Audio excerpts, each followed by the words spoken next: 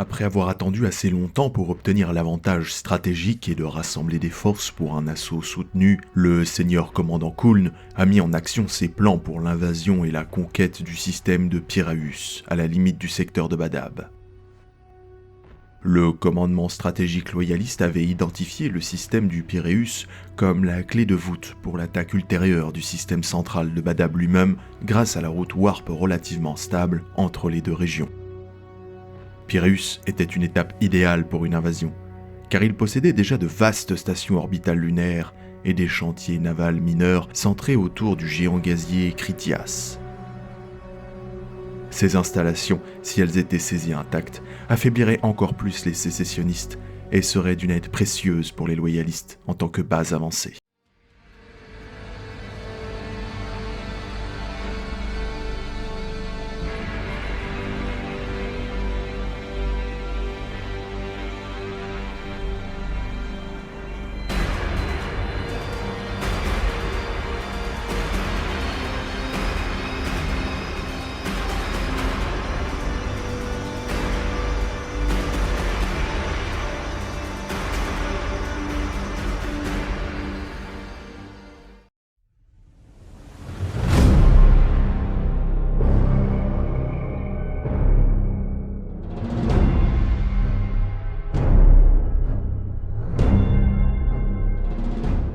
Plan longtemps en cours de réalisation, Kuln avait déjà mis en place une série de fronts secondaires à Isin et des Cabalus, où des raids et des actions de tir de son propre chapitre des Red Scorpions avec les Minotaurs et les Exorcistes avaient déstabilisé une grande partie de la région et forcé les armées du tyran à étendre leurs défenses extérieures. Le plan d'attaque initial contre Piraeus prévoyait un assaut de la marine pour isoler le monde industriel de Piraeus V, également connu localement sous le nom de Station Yarrow, avec un assaut direct des Space Marines contre les colonies lunaires sur la deuxième lune de Critias, le géant gazeux dominant Piraeus. Cette attaque devait être menée par les forces combinées des chapitres Exorcistes et Red Scorpions, leur force de frappe représentant une force effective de 6 compagnies Space Marines. La majorité du contingent Space Marine était composée de nouveaux renforts du chapitre des Exorcistes que le seigneur commandant Kuln avait gardé en réserve pour cette phase finale de la guerre, bien que le commandement tactique global de l'assaut ait été pris en charge par le seigneur commandant Kuln lui-même. Dès le début, l'invasion du système de Piraeus a été sujette à un retournement de situation et à une calamité inattendue, quand l'un des croiseurs de la marine impériale attaché à la force opérationnelle, le Spear of Mesoa, a subi une défaillance catastrophique de son champ de Geller, alors que la flotte d'invasion quittait le système de Larza pour faire le transit warp vers Piraeus, précipitant tous les passagers à bord à leur perte dans l'Empire et en hurlant. D'autres turbulences inattendues sur la route Warp, habituellement stable, ont encore perturbé la malheureuse flotte, endommageant et dispersant plusieurs vaisseaux et forçant les autres à arriver au compte-gouttes dans l'espace réel, à la limite du système cible, plus loin que prévu, et dispersés sur une période de plusieurs heures, grâce aux effets de distorsion du temps. Loin du vecteur d'attaque qu'ils avaient choisi pour le système, les vaisseaux loyalistes ont été contraints de se réassembler et de fonctionner à pleine puissance pendant plusieurs jours pour atteindre les mondes intérieurs de Piraeus, après quoi tout élément de surprise avait été perdu. N'ayant pas d'autre choix que de pousser l'attaque, la flotte loyaliste s'est rassemblée et a pris la meilleure vitesse pour s'engager. Cette flotte comprenait 2 barges de bataille et 4 croiseurs d'attaque, ainsi qu'un cuirassé et 6 croiseurs de la marine impériale, ainsi que plusieurs escadrons de dragueurs de mines et d'escorteurs ainsi que des flottilles de vaisseaux d'assaut planétaire transportant la garde impériale et les forces inquisitoriales. Comme prévu, la résistance initiale de l'ennemi dans l'espace s'est avérée insuffisante pour ralentir la colonne d'attaque. Les champs de mines rencontrés sporadiquement avaient été percés ou contournés sans perte, et les augures à longue portée n'ont détecté qu'une douzaine de navires de surveillance et une vingtaine de destroyers produits localement. Cette armada de défense aurait suffi à repousser une force de raid considérable, en particulier en combinaison avec la chaîne de plateformes d'armes orbitales qui formait une deuxième ligne autour de Piraeus V. Mais contre la force que le commandant Kuln avait rassemblée, ils avaient peu de chances de retarder longtemps et encore moins d'empêcher l'assaut des loyalistes. Malgré un bombardement inattendu de torpilles à longue portée que la flotte loyaliste a dû endurer pendant plusieurs heures grâce à la distance imposée de leur course d'attaque, elle a atteint son point de mission intact et s'est divisée pour engager sans incident les cibles séparées. Le gros des vaisseaux de la marine impériale mené par le cuirassé de classe Rétribution Throne of Blood s'est séparé pour engager la flotte de défense et bombarder Piraeus V, tandis que la force de frappe des Space Marines s'est détournée pour attaquer la lune de Critias Secundus. Les combats au-dessus de Piraeus V s'avérèrent particulièrement féroces, les navires de défense se lançant presque suicidairement à l'assaut des attaquants, causant de nombreux dégâts contre les croiseurs venant en sens inverse avant d'être anéantis. Les navires de la marine impériale furent cependant empêchés d'atteindre leurs objectifs secondaires de bombardement rapprochés de Piraeus V sous forme de tirs au sol provenant d'emplacements massifs de batteries de macrocanons et de lasers de défense en surface d'une force et d'une férocité imprévisibles. Leur fureur paralysant le croiseur de classe Tyrant, le Gauntlets of Age, lorsqu'il s'est engagé trop près. Ailleurs en orbite de Critias Secundus, malgré une forte résistance, les loyalistes ont connu un plus grand succès. Et à eux deux, la puissance combinée des Red Scorpions, le Sword of Ordon et le Redeemer des exorcistes ont rapidement détruit les forts d'astéroïdes lunaires. Les zones d'atterrissage à proximité des citadelles principales et des stations génératrices des colonies lunaires ont été rapidement identifiées et soumises à un bombardement préliminaire avant qu'un assaut planétaire à grande échelle ne soit lancé via Thunderhawk et module d'atterrissage. La tâche des Space Marines était de frapper fort et avec rapidité pour prendre les colonies lunaires et leurs installations, stratégiquement précieuses, intactes.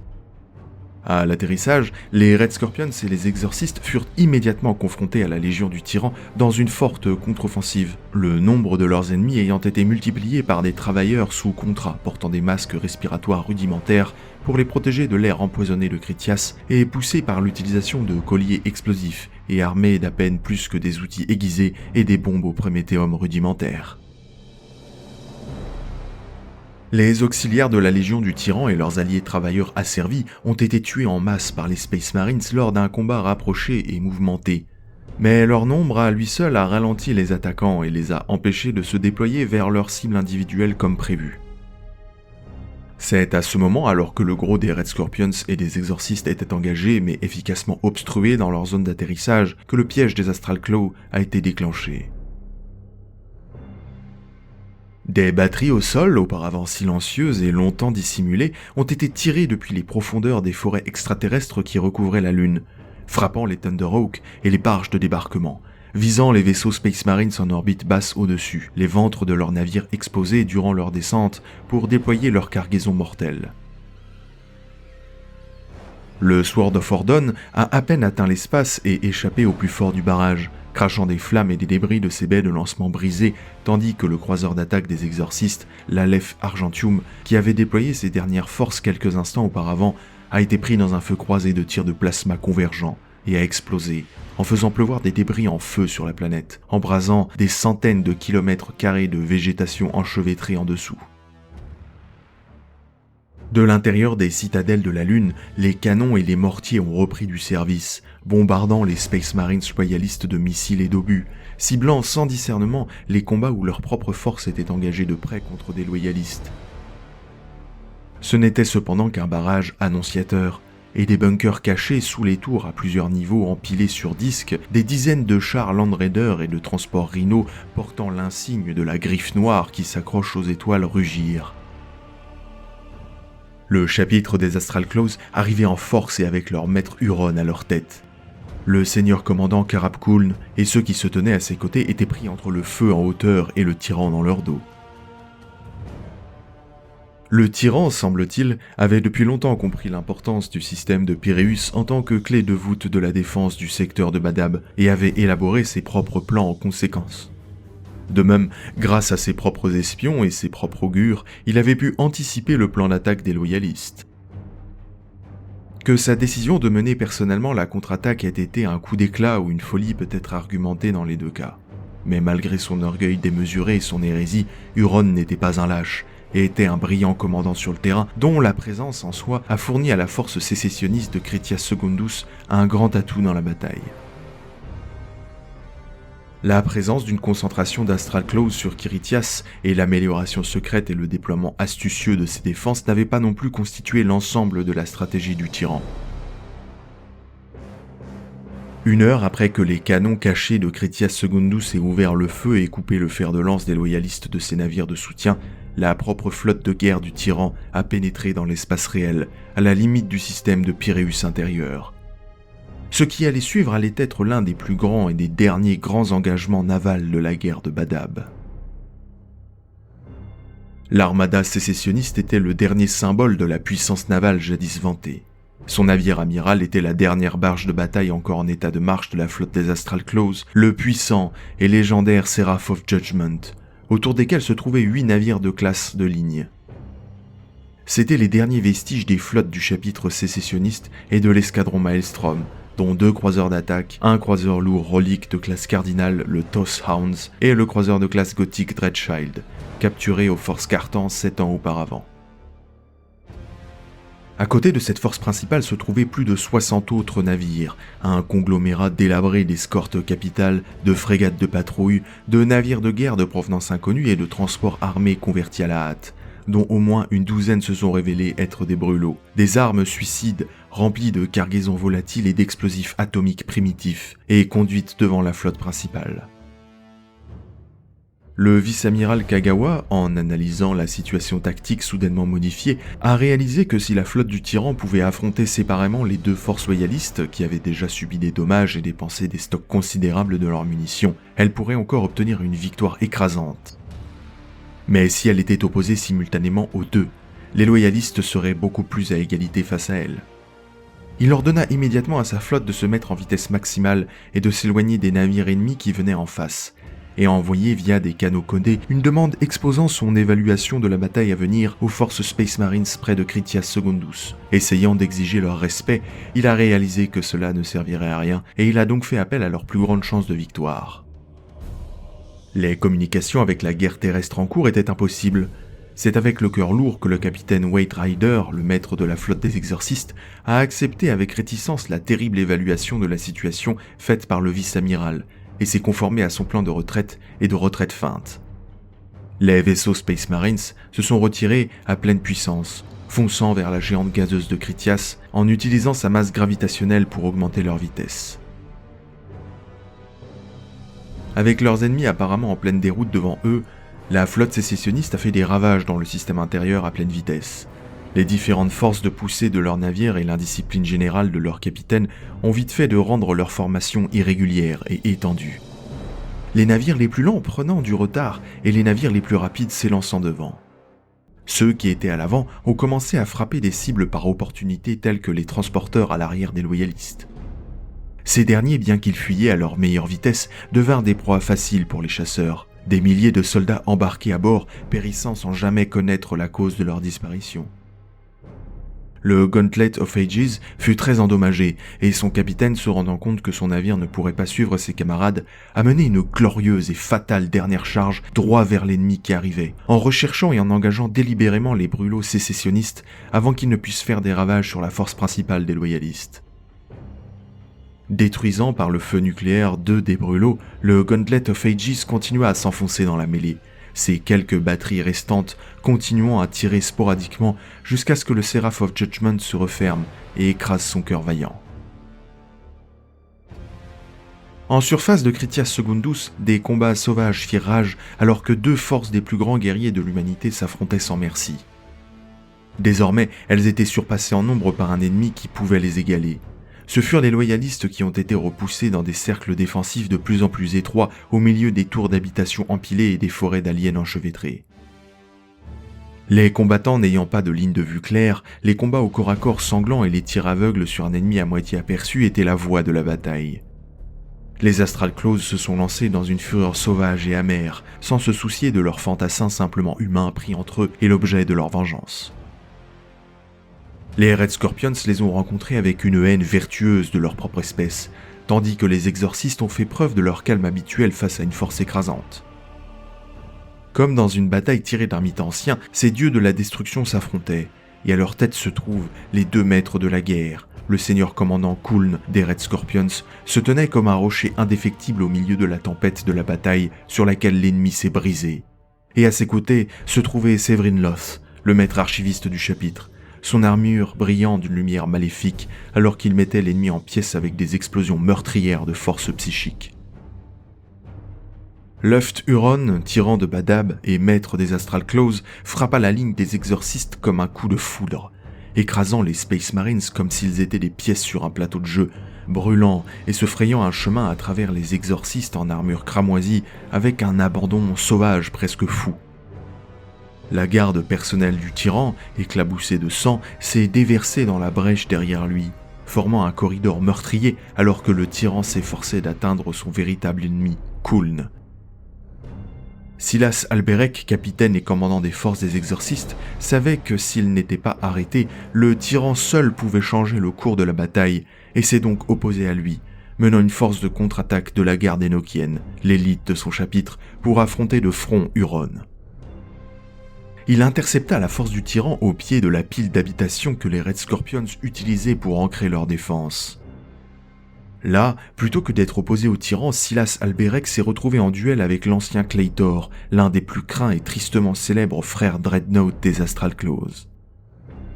Il a subi de terribles blessures qui ont écrasé et paralysé son armure Terminator avant de désactiver les systèmes moteurs du Dreadnought avec sa masse énergétique, abattant la grande bête d'adamantium et de céramite. Alors que la bataille faisait rage au pied de la pile de tours à plusieurs étages dans un tourbillon de confusion de sang et de métal, les deux maîtres de guerre se rencontraient enfin. Karab Kuln et Luft Huron s'égalaient dans leurs compétences en matière de combat personnel. Il ne s'agissait pas d'un duel organisé et formel comme on pourrait le lire dans les chroniques et les légendes, mais d'un combat brutal où tous étaient libres et sauvages, avec une presse de corps blindée autour d'eux et l'air rivé de bolts et de tirs de plasma. Le tyran s'est mis en colère, hurlant sa haine et maudissant amèrement le trône d'or, tandis que Kuln combattait dans un silence sinistre. Chaque once de sa formidable habileté lui étant nécessaire pour manier sa lame relique afin de contrer la frénésie des coups que lui infligeait la griffe fantomatique du tyran. Seul cet ancien héritage de son chapitre, la lame du scorpion, semblait à l'épreuve des coups de son ennemi, et ce quelques instants après l'assaut de Luft Huron, Karab Kuln avait vu son bolter ouragan déchiqueté comme du papier, son halo de fer et son armure Terminator arrachés et lacérés en une douzaine d'endroits. Les blessures causées par la sinistre griffe éclair que le tyran utilisait coulaient librement avec le sang, au mépris du métabolisme augmenté d'Astartes de Kuln. Enfin, à la suite de l'échange de coups, Karab Kuln a répondu aux railleries du tyran par des accusations de son cru, clamant qu'Huron était un traître et un cabot, un cruel et mesquin faux roi, pas mieux qu'un pion du chaos, qui avait amené la ruine sur tous les Astral Claws qui avaient lutté et saigné dans les âges passés pour une vanité et une fierté corrompues. Le tyran de Badab, encore plus furieux et hurlant de rage, chargea à nouveau le Red Scorpions, qui, s'attendant à une attaque frénétique, se détourna habilement, jouant sur l'élan du tyran emporté par son énorme armure Terminator. L'attaque avec la lame du scorpion a profondément entaillé le flanc du tyran, coupant l'armure de son ennemi en un jet de sang. Un tel coup aurait dû abattre même le plus puissant des Space Marines. Mais il n'a pas tué le tyran de Badab. Huron se déplaçait en se retournant, sa griffe s'arqua et les lames fantomatiques frappèrent sans effort le plastron de Kuln, lui transperçant la poitrine, perçant la chair et les os. Avec un effort monumental de volonté, Karab Kuln lutta contre son agonie et s'est jeté en arrière sur le sol ensanglanté avant que le tyran ne puisse lui arracher de ses doigts griffus le cœur. En proie à la douleur, Kuln glissa sur une pente de décombres et de corps en armure, avant que le tyran qui approchait ne fasse entendre son rire amer. Blessé, Kuln chancela une fois de plus alors que la bataille se poursuivait et qu'un nouveau soleil brûlait dans les cieux, faisant pleuvoir la destruction sur tout ce qui est en dessous. Dans l'obscurité froide du vide au-dessus de Critias, la bataille rassembla une fois de plus les navires de guerre désormais concentrés de l'Imperium et les renégats portant la marque de la griffe de Badab. Les sécessionnistes étaient plus nombreux et plus armés que les loyalistes, mais ces derniers, même si beaucoup de leurs navires ont été endommagés, avaient le plus grand nombre de navires de guerre lourds dans leur ligne de bataille, et étaient de loin les plus efficaces en qualité d'équipage, de compétences et de discipline. La flotte rebelle se mit en route en une colonne d'attaque chaotique et déchiquetée, ce qui devait sceller leur défaite alors que les navires de guerre combinés de la marine impériale et des Space Marines se mettaient en formation serrée et traversaient latéralement en un passage oblique sur la colonne ennemie en maximisant leurs avantages alors que les sécessionnistes n'ont pas pu pleinement mettre les leurs à profit. Dans leur contre-attaque chaotique, plusieurs escorteurs des sécessionnistes furent pris dans la ligne de feu des croiseurs au centre de la colonne et furent détruits. Les deux camps ont subi de lourds dommages lors de cette première passe serrée, mais les sécessionnistes ont connu le pire, avec le malheureux Dreadchild qui a échappé au contrôle de la colonne d'attaque renégate, brûlant de la proue à la poupe. Les deux flottes ont continué à s'éloigner l'une de l'autre, leurs propulseurs à pleine puissance. Ils se sont tous les deux efforcés de revenir, se sont resserrés en virage concentrique et se sont réaffrontés de front, les armes prêtes à tirer. Aucun des deux camps ne se retenant et chaque flotte étant prête à rencontrer la victoire ou la défaite dans un seul et même affrontement tumultueux. Le vide entre les deux camps était rempli par des tirs enflammés et de brillantes lances d'énergie, les deux adversaires lançant toutes leurs forces l'une contre l'autre, les vaisseaux de combat tombant et agonisant lorsque les vaisseaux explosaient autour d'eux dans des tempêtes de radiation et d'éclats. Le croiseur d'attaque Godslayer a percuté le Taos Hound et lui a brisé le dos, coupant le vaisseau en deux, tandis que les tirs qui frappèrent profondément dans le Sword of Ordon désactivèrent ses principaux canons. Le Throne of Blood, dont la gouverne a volé en éclats et craché des tirs à partir de dizaines de cratères et de blessures sur ses flancs, a affronté le Seraph of Judgment sur une trajectoire de collision à bout portant. La vénérable barge de bataille manœuvra frénétiquement pour mettre son canon de bombardement à contribution, mais le Throne of Blood déclencha une salve de torpilles à tête melta au dernier moment. Leurs esprits de la machine, tous verrouillés sur les réacteurs pulsés au fond de la coque de la barge de bataille. En un instant, tout fut inondé d'une lumière blanche, incroyablement brillante et brûlante. Et quand enfin elle s'est éteinte, un vaisseau de guerre qui avait survécu à 1 millier de batailles et à des millénaires de guerre n'était rien d'autre qu'une couronne de cendres et de brouillard de radiation. Quant au Throne of Blood, il s'est effondré, sa vaste proue blindée remplacée par une souche brûlée et noircie. La bataille des étoiles fut gagnée pour les loyalistes avec la mort du Seraph of Judgment, mais à un prix élevé, et il restait beaucoup de combats sanglants à mener car les navires ennemis survivants furent mis en fuite ou capturés dans une série d'abordages brutaux. Avant que ce conflit enchevêtré ne puisse être résolu, un seul navire s'est libéré des affrontements, ses moteurs brûlant bien au-delà de leur capacité maximale prescrite par l'Adeptus Mechanicus. C'était le Redeemer, et il se dirigeait directement vers Critias Secundus. Pariant sur le fait que les défenses planétaires seraient à moitié anéanties par la bataille qui se déroulait au-dessus d'elles, le capitaine Ryder a tout misé sur un plan dangereux pour extraire les forces échouées en surface. De tous les navires de guerre loyalistes, le Redeemer était l'un des moins touchés et ses baies avaient été remplies par les Thunderhawks survivants de toute la flotte pour l'opération d'urgence. L'immense barge de bataille s'enfonça dans l'atmosphère de Critias Secundus à une vitesse périlleuse, se fiant à ses boucliers Void et à sa coque bénie pour éviter qu'elle ne se brise sous la pression de l'entrée dans l'atmosphère. Comme prévu, les batteries au sol qui s'étaient auparavant révélées mortelles contre des cibles à courte distance et à déplacement lent ne pouvaient désormais plus réagir rapidement et paniquaient face à cette comète venue du ciel, le feu flamboyant autour de ses boucliers faisant apparaître le Redeemer comme un terrible soleil brûlant dans le ciel. Bien que toutes les communications vers la surface aient été brouillées, l'archiviste Talot des exorcistes n'a pas pu s'empêcher d'observer l'âme lumineuse de Séverine Loss et l'étincelle familière de son maître Albérec blessé. Le Redeemer s'est donc dirigé vers sa cible, alors qu'il volait terriblement bas dans le ciel, son ventre blindé pulvérisant le sommet des tours en passant, une vague de pression a déferlé devant lui comme un tsunami, renversant bâtiments et Space Marines en armure devant sa fureur. À cette arrivée inattendue, les Astral Claws furent projetés en arrière au milieu d'une tempête de poussière et de débris, et face à ce corps immense qui remplissait le ciel, le champ de bataille où Khuln et le tyran se sont battus fut couvert de décombres et de flammes, séparant les protagonistes avant que leur combat ne puisse aboutir à une conclusion finale en faveur de l'un ou de l'autre. Les opérations d'extraction commencèrent immédiatement avant que l'ennemi ne puisse se rallier à la défense, car les canons du Redeemer, conçus pour les batailles épiques de la flotte de combat, parlaient comme la voix de l'Apocalypse, déchiquetant le sol et pulvérisant les tours des citadelles voisines. Au cours d'une opération difficile de près de 2 heures, près de 3/5 des Space Marines loyalistes qui avaient atterri sur la planète ont été récupérés, bien que la plupart d'entre eux étaient des blessés ou des tailladés par le combat furieux qu'ils avaient vécu. Le seigneur commandant Kuln n'était pas le moindre des blessés et a été pris en charge par les apothicaires de son chapitre. Le Redeemer, sa coque torturée et ses moteurs surchauffés protestant sous la tension, des joints et des cloisons se sont rompus de part et d'autre de sa superstructure, a quitté l'atmosphère de la Lune sous les tirs vengeurs venant du sol, ses boucliers Void tenant juste assez longtemps pour que le vaisseau quitte l'orbite. L'invasion de Pyréus était terminée, les deux camps remportant à la fois la victoire et connaissant la défaite. Pour les sécessionnistes, les envahisseurs loyalistes avaient été chassés et pas un seul iota de terrain ne leur avait été cédé.